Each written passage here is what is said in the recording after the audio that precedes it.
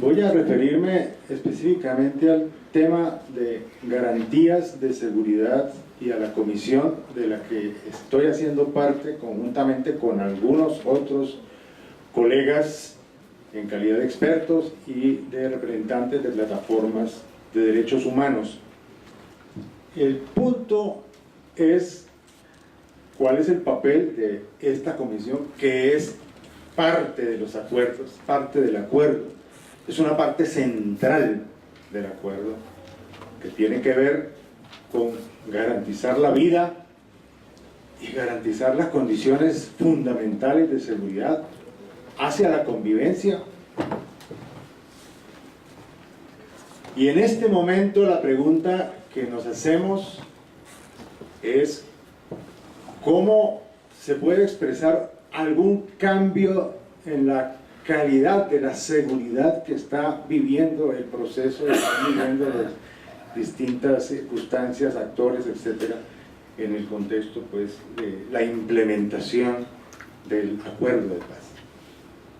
Punto muy grande, porque necesitamos preguntarnos cómo se puede hacer la diferencia. Estamos en medio de un cese al fuego bilateral y definitivo.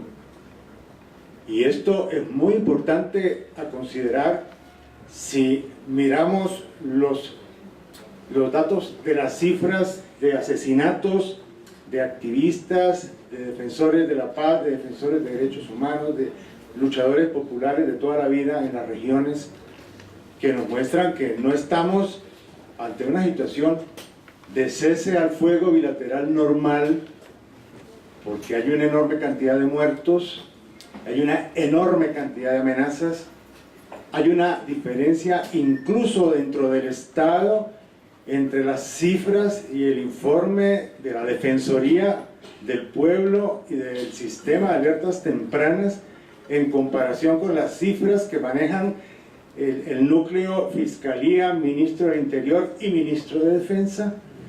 Y esto es indudablemente un hecho que tenemos que mirar con preocupación y que hay necesidad de entrar a sustentar, sobre todo de los sectores sociales, de lo que se va a llamar sociedad civil, cómo vamos a sustentar la calidad de la información, porque no es un problema de disputa por cifras, es un problema político de esta implementación. No es explicable, y nos lo dice el señor Arnaud, representante del secretario general de las Naciones Unidas, el señor Todd Howland, que en medio de un cese al fuego bilateral se produzca semejante cantidad de muertos y que la violencia estructural, la persecución política, histórica, siga actuando bajo otros matices y otras coberturas, digamos, en este proceso.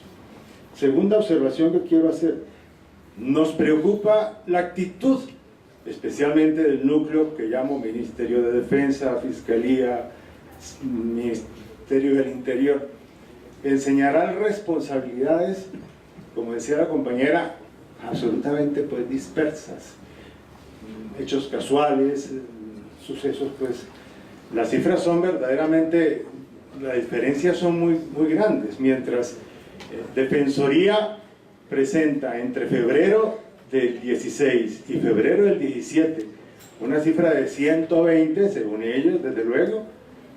El Ministerio del Interior, Fiscalía y Defensa hablan de 64 solamente. Nosotros preguntamos, ¿y dónde están los demás compañeros? ¿Qué pasó con ellos?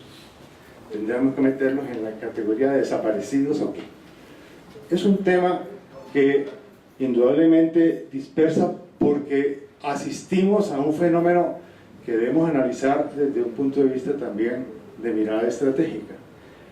Estamos ante una expansión de aparatos paramilitares que se están movilizando en dirección hacia zonas veredales, transitorias, de normalización, y esto naturalmente tiene un significado político y un significado en el marco de algo que pudiéramos señalar con preocupación igualmente, que es decir, continuar la estrategia de contrainsurgencia en la paz, en el proceso de paz y diseñarla y ajustarla a la implementación para agregar vulnerabilidades y amenazas al propio proceso de dejación de las armas y sobre todo de reincorporación de los excombatientes a la vida civil en condiciones de dignidad y no en las condiciones que estamos viendo en algunas de estas zonas.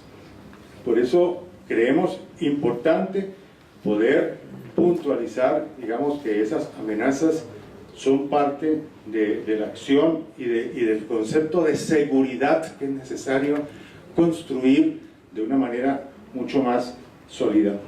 Y lo digo en tercer lugar por esto: la implementación compromete a las fuerzas, desde luego, Estado, insurgencia.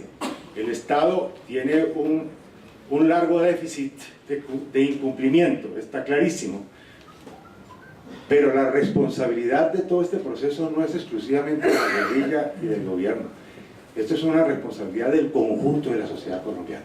Porque el tema de la aclimatación de una solución política y de la construcción de la paz es una tarea nacional. Y en eso me parece que todos los factores que tienden hoy en día a restablecer la polarización bajo el pretexto de la campaña electoral o bajo el pretexto distractores de decir que la paz ya no es el problema fundamental, sino que el problema es otra cosa, la corrupción o cualquier otro. Me parece que nos llama a una reflexión mucho más de fondo. El sentido nacional y de sociedad que implica el llevar a su culminación este proceso y particularmente cómo garantizar la continuidad en la consolidación de lo que se dio en llamar paz estable y duradera, que no puede simplemente quedar camuflada o quedar dispersa en miles de crímenes y la repetición de las guerras sucias de periodos anteriores. El tema de la no repetición es el aspecto central en el terreno político y de garantías de seguridad. Por eso la propuesta que se ha preparado y que se ha presentado ya a la Comisión de Seguimiento para la prohibición del paramilitarismo, para la investigación va a ser uno de los debates más serios ciertamente para nuestros compañeros de Voces de Paz en las próximas semanas, y en eso tendremos que acompañar, porque si el paramilitarismo no se convierte en el centro de lo que es necesario desmontar en la vida política del país, toda la paz estará en duda hacia el futuro. Gracias.